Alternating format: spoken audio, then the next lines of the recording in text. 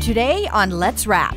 The holiday season provides a collective energy of lots of people being willing to express gratitude and gratefulness, and that can then kind of jumpstart the practice for people. Sometimes gratitude can be that turnaround that you need to see some light again in your life.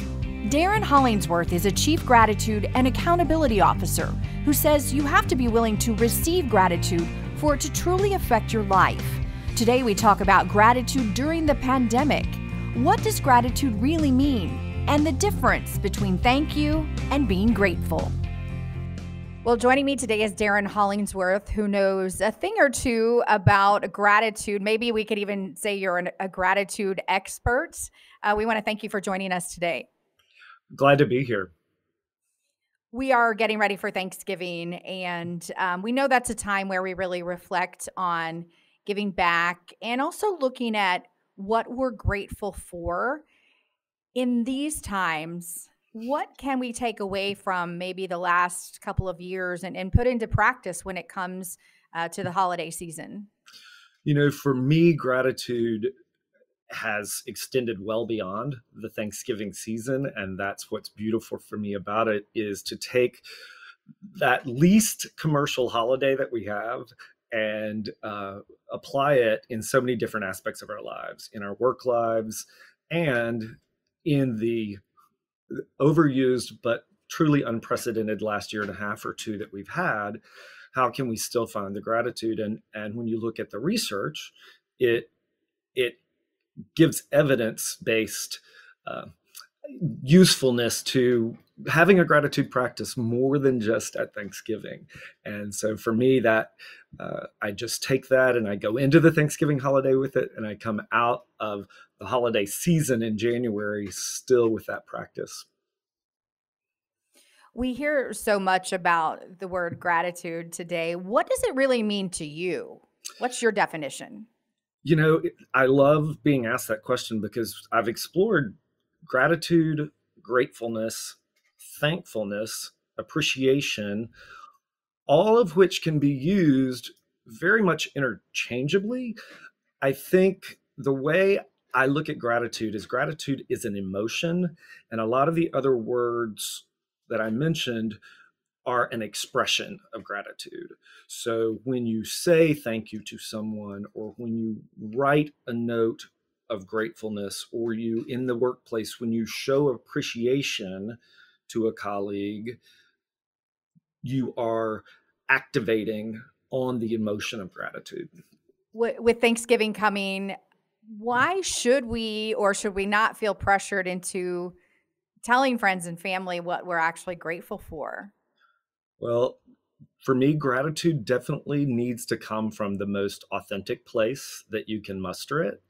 And if it's in any way a push or a feeling over obligated to it, there's probably some work that needs to happen as an individual first. If I'm not readily having access to gratitude for the person, maybe it's for something that has happened in our relationship or in our journey together, that then I can take one thing and baby step. And gratitude works that way a lot. It's not a cure-all for 0 to 60 to feel better, but it's what we call a gateway emotion to get you to a better place.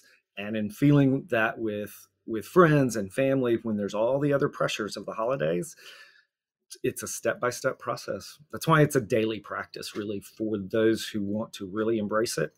A daily practice of gratitude is going to serve them very, very well. For patients with HPC specialty infusion, they have some great challenges on a day-to-day basis. Yep. I know you've worked with a lot of individuals over the years. And what have you learned from, maybe those who have disease or a disability or something that, really can affect the quality of life on a daily basis? What can we learn from them?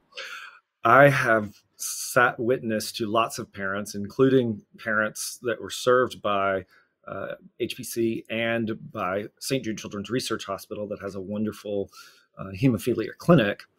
And it's amazing when you see parents who are able to express gratitude even in the face of their child's devastating disease. And it's because they find that one thing that they can be grateful for today. If the child is doing better today than they were yesterday, they learn the appreciation of the little things. And when a family can go through that together, and children really are more resilient than we are at times. Yes. But when parents can come to you and just say, and I've seen fathers, mothers, grandparents just express gratitude for healthcare providers, and really work through things by embracing the moment and taking the little things. We're not thankful in any way, shape, or form for the diseases that disable children and cause their quality of life to be so different than other children. But what we're thankful for is that there's a place for them to be cared for. There are constant cutting edge medical breakthroughs that help the children and their families. And it is dissecting your day almost to find the point of gratitude and build from there. It sounds like we can learn a lot from, children, those who are dealing with so much. And do you think, you mentioned being grateful for the small things and finding those small things. Do you think sometimes we're looking we're trying to look at the big picture, and we're looking at the past, and we're looking at the future, and we maybe need to focus on what's right in front of us? Yes, there is so much truth in mindfulness, and a mindfulness practice, basically breathing exercises or being very present in the moment, are a great companion to gratitude, because, as I kind of said before, if you can't yet find the gratitude for something in the entirety, like you said, the big picture, it's an overwhelming diagnosis, right, for a family, to know that they're going to need chronic care. So finding the one thing, and in that moment, because you can get so caught up in the, oh, what if and what abouts, and I'm sure as parents, the financial impact of everything, and the impact on the other children in the household, the impact on parents' own physical health. There's a lot of variables, but when you can drill it down to, okay, what can we find right now that we're breathing, we're healthy in the moment, we're able to communicate with providers and services that can help us navigate this so much better. And I think that's why, HPC puts a big emphasis on their wraparound care model. And that gives those families a lot of those things that you're talking about, the little nuggets that they can be grateful for. And maybe if they have had a bad day, it's one of the territory care coordinators or someone who has reached out and been able to help them and put a little shining light. I know we say good vibes for life, but just help them get through that day. I've heard that from the staff there for sure. And then from my own other experiences, when a family has that feeling of a bit of a multifaceted, very holistic care, that it's not just about pushing a med or pushing factor, or it's about knowing that whole child and the whole patient, so that the family can be cared for. And, I grew up with a dad who had a chronic disease, and I didn't know it at the time. I wouldn't have called it gratitude at the time, but my parents definitely instilled within us that idea that we've got a lot to be grateful for every day. Every time my dad made it to another birthday and another Father's Day and another Christmas, we were grateful. Between then, he might have had several hospital visits. So that's how I relate to some of these families. And so it's either the children going through it or adult patients or otherwise who they've weathered a lot. and they're more resilient. And I think gratitude absolutely can help that, whether it's articulated as gratitude or thankfulness or appreciation. I think it's having that attitude of present moment mindedness. I know that a lot of emphasis is put on Thanksgiving, gratefulness around, Thanksgiving and Christmas. Is it important to have these sort of milestone holidays where we do pause and it can help us remember that, 365 days a year, hopefully? I think because of a heightened awareness around Thanksgiving, and particularly that more people are inclined to sit around a Thanksgiving table and talk about what they're grateful for than they are at any other holiday. And then if that starts to carry over into the rest of the holiday season, whatever faith traditions or otherwise, and then at the new year, when if your family doesn't do resolutions, but you set new intentions, or you just work to commit more time to each other, gratitude is a great conversation starter. One of the experts in the field just posted recently on LinkedIn, and I can provide this for you for your show notes if you'd like, but it's a like 5 or 6 questions that are great conversation starters that don't simply say, what are you grateful for? And one that I used to use with clients and in my podcast when I was producing it was, what challenge have you faced in your life or career that you can now look at with a lens of gratitude? And so if a family has had a hard season going into one of these heightened gratitude seasons, if they can be affirmed that they've been through a hard time, but what have they gotten? Can they be grateful for on the other side of it? And so I do think that the holiday season provides a collective energy of lots of people being willing to express gratitude and gratefulness. And that can then kind of jumpstart the practice for people. Absolutely. How did you become so passionate about this topic?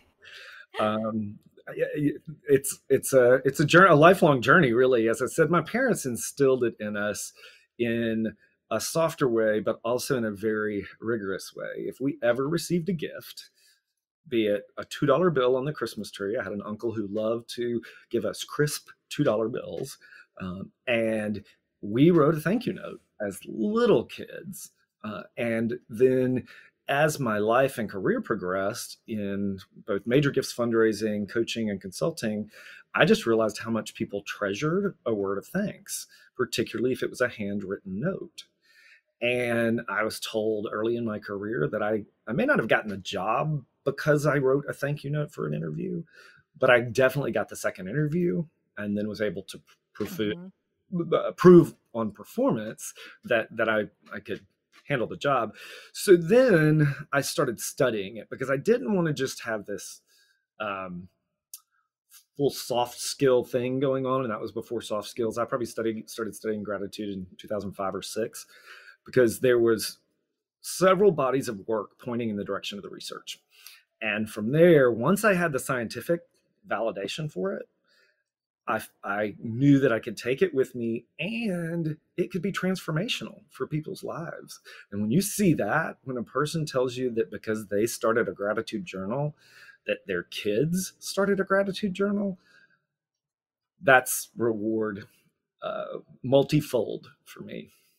We also hear the term cautiously optimistic. I'm cautiously optimistic. Is that gratefulness light or on their way to gratitude? Well, there is in the work and in the research, there's the risk of toxic positivity. Okay. And that comes when we're not acknowledging the hard stuff. We are candy coating or overly optimistic. I think cautious optimism myself can be is a great way to put it, because I think optimism and gratitude do go together. But as I've said, there are things that we cannot be grateful for. Massive events of tragedy. I've lived in multiple markets that have faced different things like that. And we're not grateful for the tragedy, but we're grateful for, as Mr. Rogers used to say, the heroes that show up. out of those tragedies and the people who get to know better because of them. So I definitely, I feel like we can cultivate this with a different lens and not be toxically positive, but give people a little bit more of a sense of genuine and authentic hope. Gratitude really is a shifter that way. Well, you touch on an interesting point that I've never heard it called toxic positivity, but that's a great term for it. And I've actually thought about this a lot, and I've had experiences where, maybe somebody was maybe complaining about just something that had happened, and in the big picture of life, it seems minor, and they'll say, "Oh, well, I better just stop complaining because, my neighbor Joe has, this, and this going on." And I have actually said to friends before, like, wait, stop, because you have to acknowledge your own emotions and what you're feeling. And if you just try to say, well, the world, everything is great and I'm going to be sunshine all the time, are you even really being authentic and true to yourself? And I think we all have to go through the emotions of what we're experiencing. And even if it might seem silly, like this is so silly that I'm upset about this, in that moment in time in that day of my life or someone else's life, it does matter, because if it affects your life, then it is important. And sure, we all have things that are really big deals, and then we have little small things that can still affect just the way we feel about ourselves and what's going on. What's your take on that? I love where you went with that, with the small things, and I love the series of books, Don't Sweat the Small Stuff, and it's all small stuff. And I also, your inquiry there calls me to some of Brene Brown's work in one of her original podcasts. When she started during the pandemic, she kind of opened with comparative suffering, and someone else's suffering that might be a little thing could derail me as a person with mental health challenges, or limiting. And as you say, I like to put it this way: you cannot overflow from an optimistic half full glass. You got to be full and keep yourself full and over to then truly overflow into the lives of other people.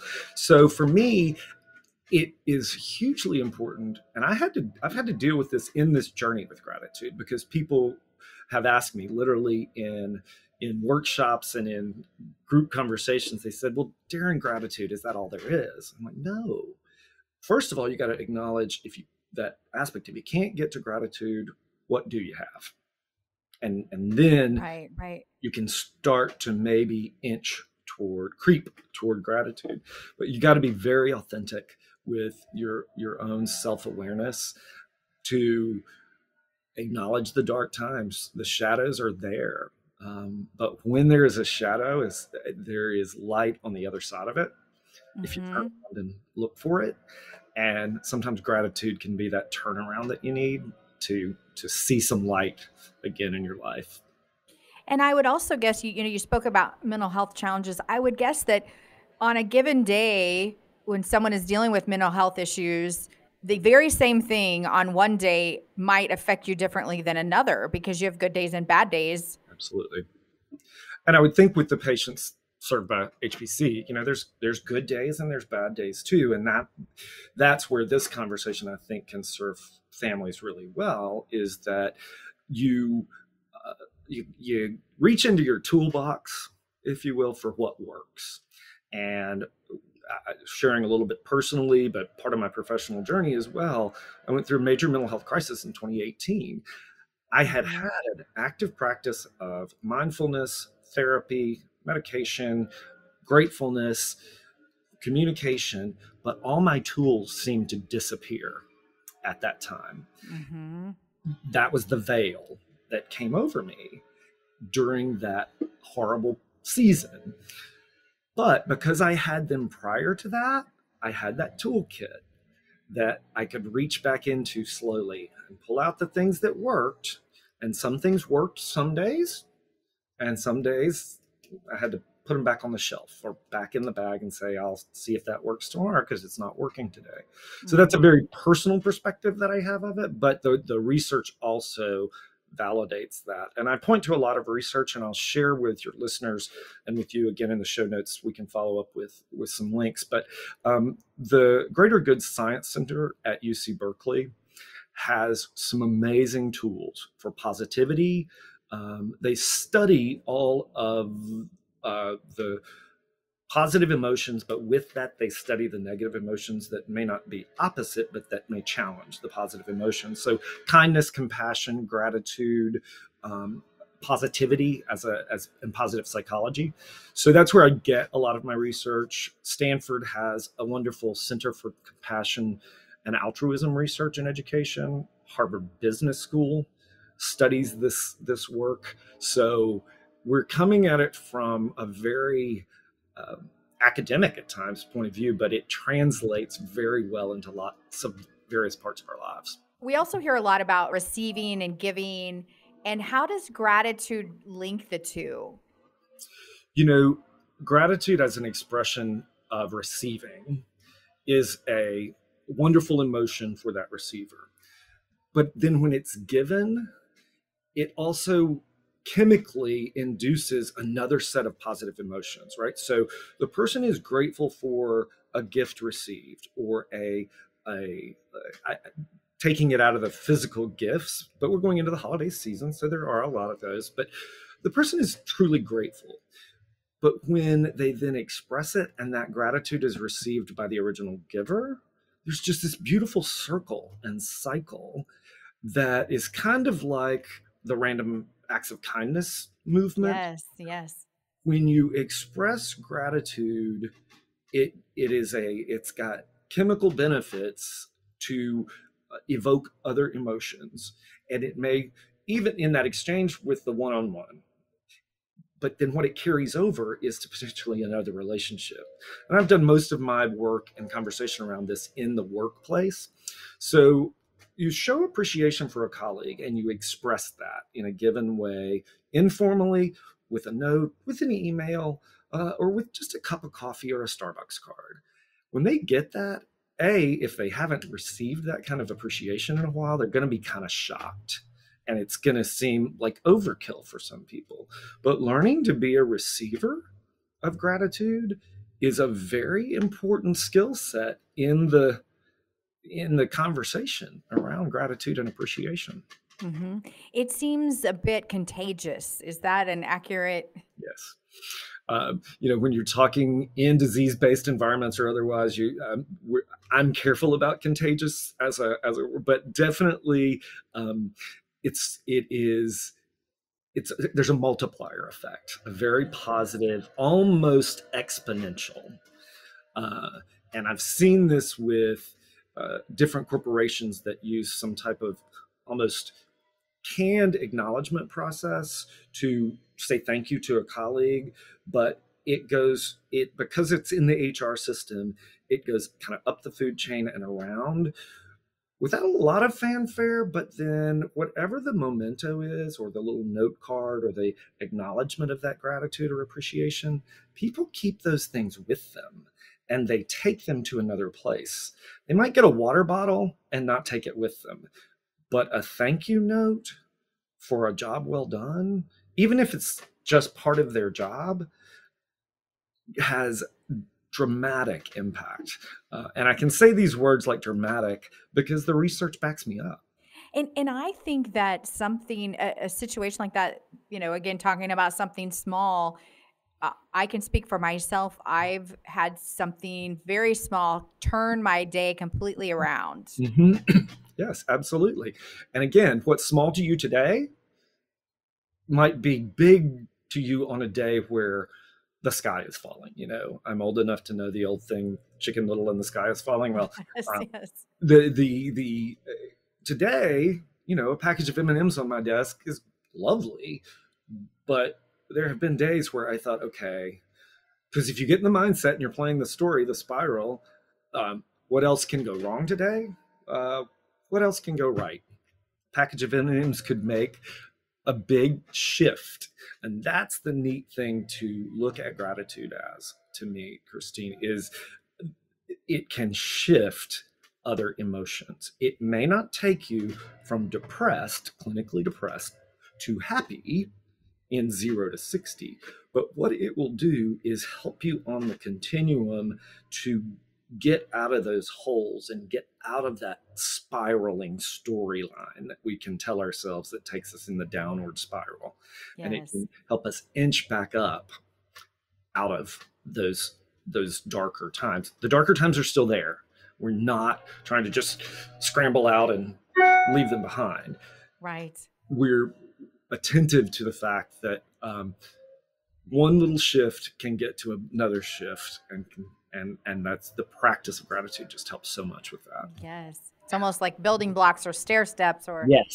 Yes. You don't have to see everything that's in front of you. I think the Dr. King quote says, you don't have to know the whole stairway to take the first step. Mm-hmm. And gratitude can really be that for people. And I've seen it happen in a lot of different contexts. We know it's been a very challenging year and a half, almost 2 years, the pandemic, social injustice, a lot of division in the country. What can you tell us that might, help us through this particular time in our history with so much going on and a lot of people, I think, feeling like the end of the world, Well, there's a lot of overwhelm. And we have to acknowledge that. There's a lot of people who are feeling anxiety that have never felt it before, feeling depression that they've never felt it before, and just a chronic sense of overwhelm and burnout. And what I have found that has served me personally and professionally with clients and in conversations with the gratitude scholars, if you will, is start locally.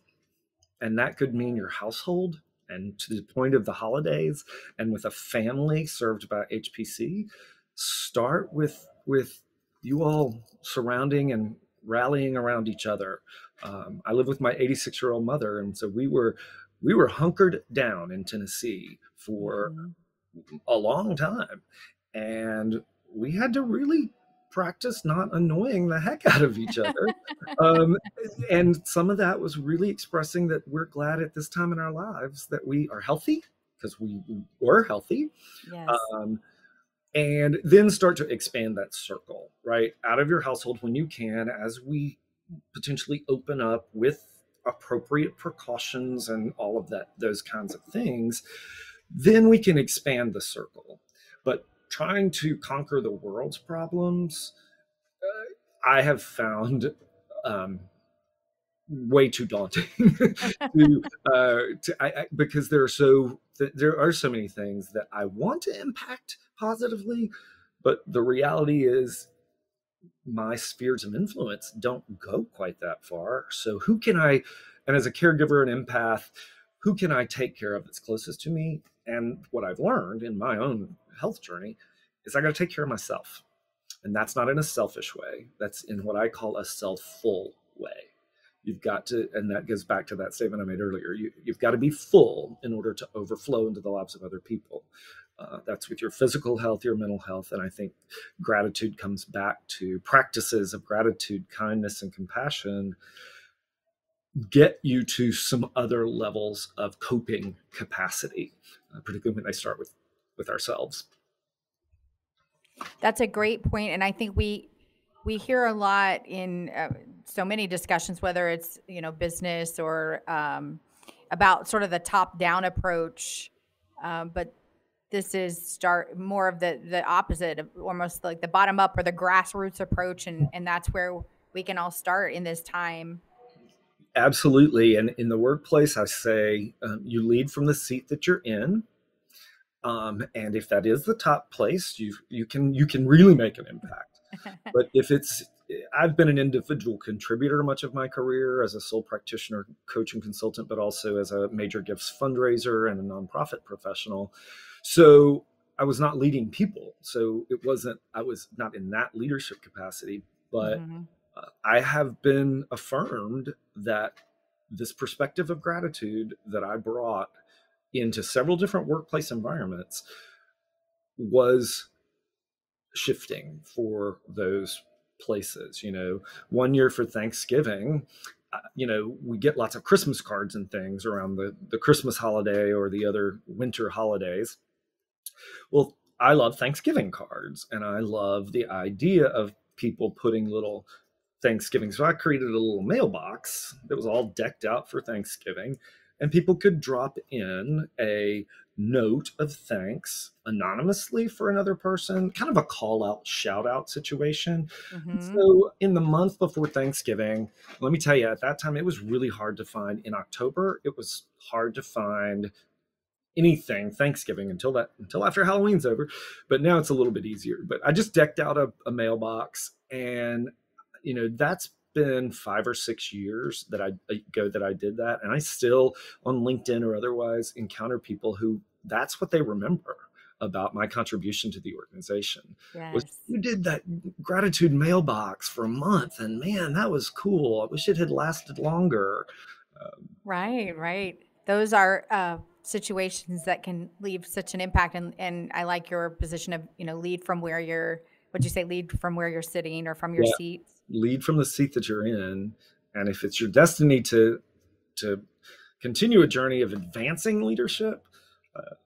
But I think in today's climate that you mentioned, the way we're all looking at life and work now, because of the way we've had to for the past year and a half or so, there's people who were maybe on a climb who want to look at their lives differently now.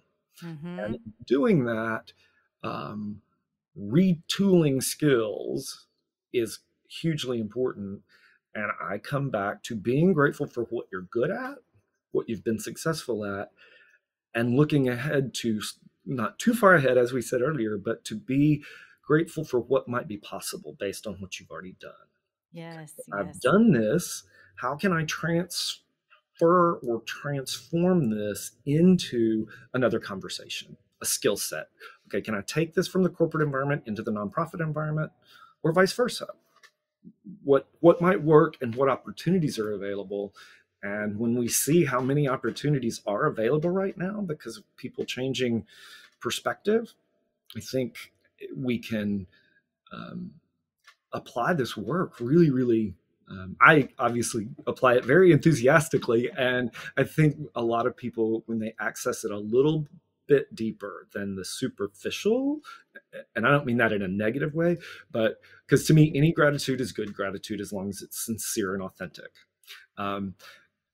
And when you can go a little bit deeper with it, and part of that is back to that we mentioned before, is being grateful for ourselves.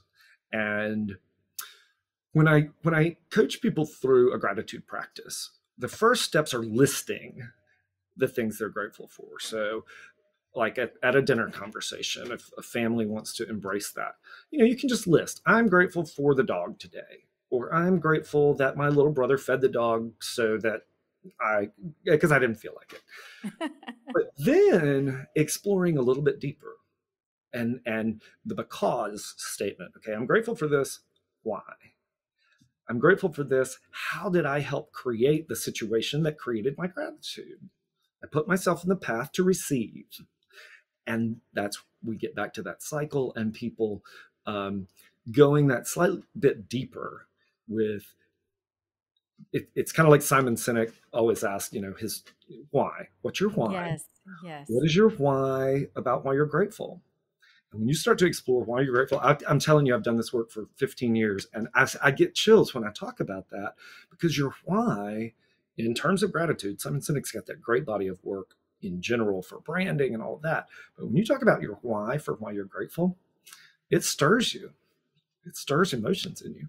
And do you think that you were talking a little bit about how so many people have reevaluated their lives, during the pandemic? Do you think that a lot of people have paused and thought the things they think would make them grateful aren't necessarily the things that truly make them grateful? And some of that can be circumstantial, right? When you've got lots of toys that are kind of dependent upon playing with toys with other people, and you can't use those toys because you're in quarantine, they become. So what do you have in front of you that you can get joy from? Where's the joy? And I absolutely think you're spot on that people are evaluating. My car that I used to drive, this is not me, I drive a very fuel efficient 6-year-old vehicle, but some people they might have just thought, oh, that's my dream car. Well, they're not commuting anymore, so they don't they don't drive it. They don't get to enjoy that point of luxury. And maybe it was a point of reward for themselves, or it brought them joy. But you have to reevaluate what and time. I think we've all come to a different perspective of what time means, how we can be productive differently in maybe shorter amounts of time, but not manically, and not in the busy culture. Rewarding busyness is a risk that I think all of us, generationally possibly, but it was good to have a full email box, and it was good to work early and work late, and now people are evaluating time differently. I can do this boundaried window of time and be grateful that I had strong enough self-awareness and leadership, grateful for leadership that allowed me to do it in my 5 hours a day instead of 10 hours a day, because I had a different level of focus. And when that gratitude goes upwards in the professional environment, and again, I skew toward the professional environment a lot, but it happens in families, in relationships, so much. Parents thanking their children for doing something that might have been unexpected, but doing it with a very affirming way. And then kids learning to say a sincere thank you to parents or siblings or teachers. I think we've had a great opportunity with all sorts of healthcare providers and kind of frontline people, teachers, nurses, all of the team at an organization like HPC. When we can say thank you to those people a little more often, you see a light in people's eyes, and it gives them that extra adrenaline to kind of, okay, I'm going to do this again tomorrow because I know I made an impact. And it seems like thank you never wears out or gets old. I would agree. Again, said sincerely and authentically. Tone of voice also makes a difference. So a thank you text is a thank you. Part of this, you asked me earlier how I became so passionate about this. One of the areas that most of my career has been dominated by is major gifts fundraising. Mm-hmm. And in the fundraising model of excellence and research, it says you need to thank a donor 7 times. Wow. Okay, so there's 7 different ways you can do that. 2 or 3 might be handwritten notes, but they're going to say, stop sending me notes eventually. A phone call so they can hear tone of voice. That's just a sincere thank you. And it doesn't have to be from the same person all the time either. And that's a neat thing about community thanks and community gratitude. When the staff at an organization like HPC embraces this gratitude work like they have, they thank each other, they thank patients, they thank providers, and it becomes a ripple. And I think that that's the exciting part of it having broad reaching impact and a lot of different practical applications, I guess I would say. And you touched on tone, mm-hmm. which can be so important. And now in this digital world that we live in, where maybe you don't see them, you don't hear their voice. It might be a text, which handwritten letters have been like that too, or an email. Are there any nuances that we should know about in when you don't have that eye contact, or you don't actually hear their voice? Mm-hmm. There's a big body of work called The 5 Languages of Appreciation, and it follows a book of a similar title called The 5 Love Languages. But in the professional environment, mm-hmm. The original author and a co-author, Dr. Paul White, have expounded upon what is your language of appreciation. So mine may be words of affirmation. And that's what I'm going to be inclined to give, because that's how I hear appreciation. But I need to know a little bit more and explore a little bit more about how the recipient prefers to receive that, because some people don't want attention called to themselves. So don't recognize them in a staff meeting because they're going to get under the table. So learning those 5 languages of appreciation is really important. And similarly, the 5 love languages in the more personal environment, it's all about talking to people, and it's not just talking. It could be time spent together is one of the languages, right? So if a boss takes the 15 minutes to have a cup of coffee, the words thank you may never be said, ideally when you have that time, but then it validates further an email that might come with a more articulate thanks. The other nuances of Thanksgiving that I would offer is specifics. When you can thank someone for something specifically, certainly that's easy when it's a gift, but when it's a presence because they just show up for you, finding that thing that helps them know that you really saw them and heard them, and that you don't get that from everybody. So specifics in thanks are very, very important. Great information and great advice. And we are going to be talking with you on several other topics in a series of podcasts. And we want to thank you for taking time to be with us. I love the conversation. You can tell I can talk for a while about it. And I definitely look forward to the ways we're going to get creative to hopefully put some other good information out for the listeners. Absolutely. And we want to thank all the listeners. And we hope that you're taking a lot away from Darin and his tips and his passion about gratitude, because we feel this is just an important topic that can apply to anyone in their life, and especially to the HPC family. Definitely. All right. Thank you, Darin. We'll be talking to you again soon. Oh, look forward to it. You've been listening to HPC's Let's Wrap, a podcast by HPC Specialty Infusion for patients and providers.